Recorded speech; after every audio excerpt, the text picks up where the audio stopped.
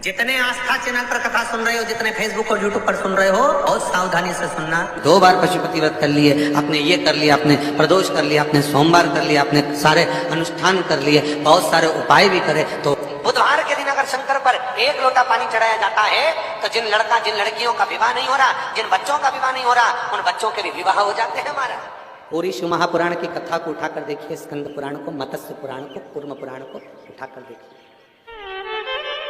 ओम नमः शिवाय। जैसे व्यक्ति का कोई काम नहीं हो रहा, बहुत दिन से लगे, बहुत समय से लगे, ये काम हो ही नहीं रहा, तो शंकर जी का नाम को उल्टा कर कर जपना चालू कर दो। नमः शिवाय ओम।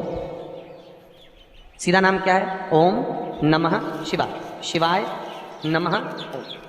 शिव का एक अंश माता अंजना के तप साधना से शिव की प्रागट्यता और शंकर भगवान की प्रागट्यता से शंकर का स्वरूप प्रकट हो। इसीलिए तो कहते हैं शंकर सुमन केसरी।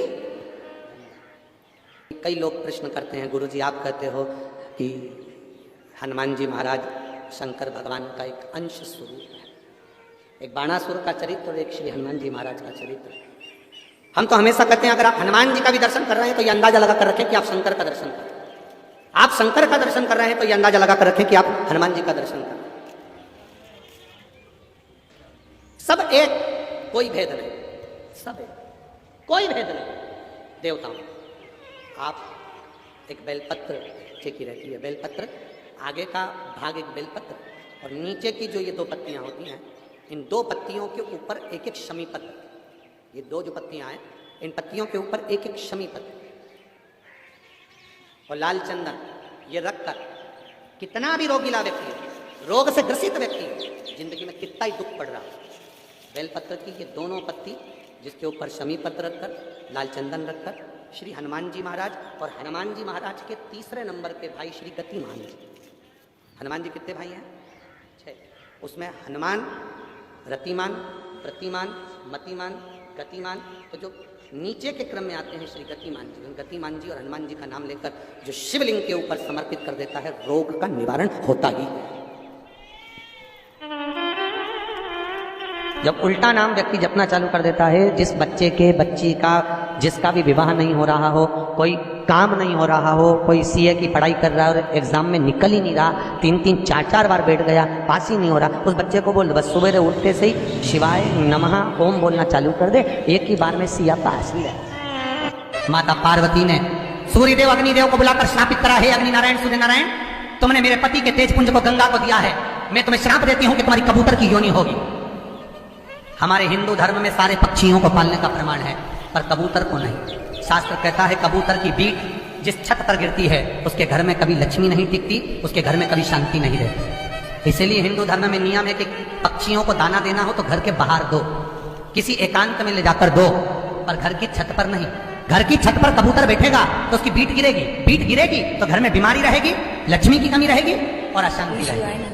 एक कंकर में शंकर समाहित होता है। मैंने सुना शिव महापुराण में एक लोहे के टुकड़े को भी तू सोना बना देता है। मैंने सुना शिव महापुराण में एक कांच के टुकड़े को तू हीरा बना देता है। मैंने सुना शिव महापुराण में कि 12 शिवरात्रि का जो वर्णन है करा, 12 शिवरात्रि का जो स्मरण करा, 5 बेलपत्र का जो वर्णन किया, वो बेलपत्र का मैं भी वर्णन, मैं भी उसको चढ़ाना प्रारंभ करूं। 12 शिवरात्रि पूरी होगी, मेरा देव अधिदेव महादेव सुनेगा जरूर और मेरी झोली भरेगा।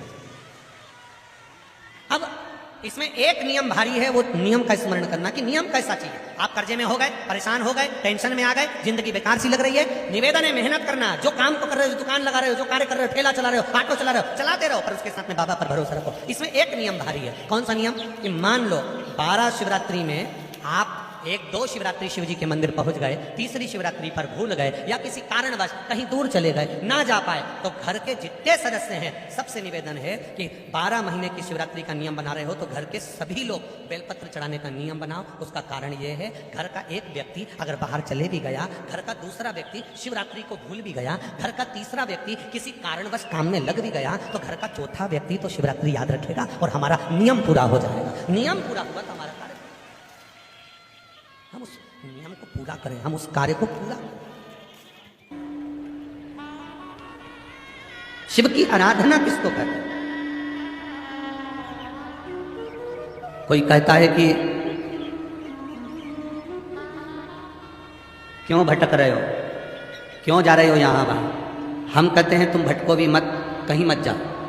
तुम्हारे घर के नज़दीक में जो शंकर का शिवालय हो, तुम्हारे घर के नज़दीक में जो शंकर का मंदिर हो, शिव मंदिर हो, शिवालय हो, उस शिवालय में जाकर 1 लोटा जल प्रतिदिन चढ़ाना प्रारंभ करो। श्री शिवाय नमस्तुभ्यम।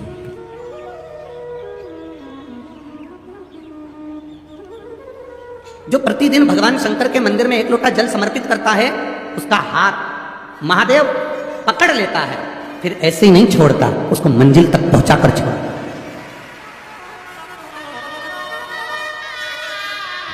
वो ऐसे ही नहीं छोड़ता। आपने अगर उस पर भरोसा करा है,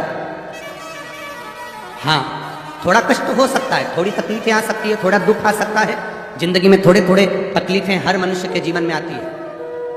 कोई संत, कोई साधु, कोई गुरु, कोई ब्राह्मण, कोई बहुत बहुत बड़ा महाराज भी अगर तुमको कह दे कि उसकी जिंदगी में दुख नहीं है, तो समझ लेना कि झूठ बोल रहा है। श्री शिवाय नमस्तुभ्यम, सब बोलिए एक बार जमकर, श्री शिवाय नमस्तुभ्यम। प्रैक्टिकल जरूर करना, कहीं सियोर वाला महाराज झूठ तो नहीं बोल रहा। शास्त्रों की बातें हमारे जीवन में हमें सुख प्रदान करे, इसलिए इस भाव का आनंद करते हुए आज की कथा को विराम